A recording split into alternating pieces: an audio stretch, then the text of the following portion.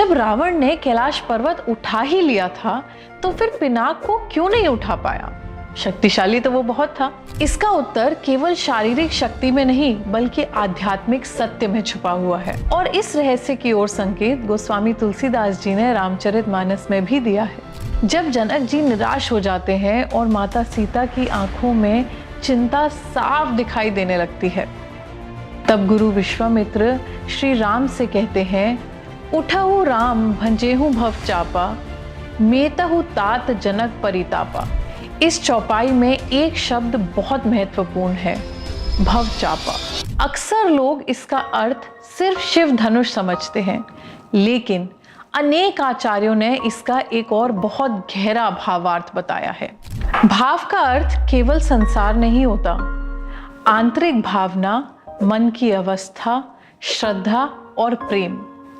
यानी ये धनुष सिर्फ भुजाओं के बल से उठने वाला ही नहीं था, इसके लिए आवश्यक था एक पवित्र भाव, एक निर्मल हृदय, एक निरअहंकार मन और भगवान शिव के प्रति पूर्ण समर्पण। यही वो बात है जो अधिकतर लोग नहीं समझ पाते।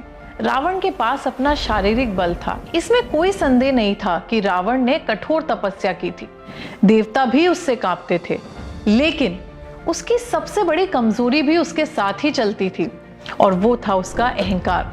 जब रावण मिथिला की सभा में प्रवेश करता है तो वह एक भक्त के रूप में नहीं आता, वो एक विजेता के रूप में आता है। उसके मन में ये विश्वास था कि इस संसार में ऐसा कुछ भी नहीं जो उसे रोक सके।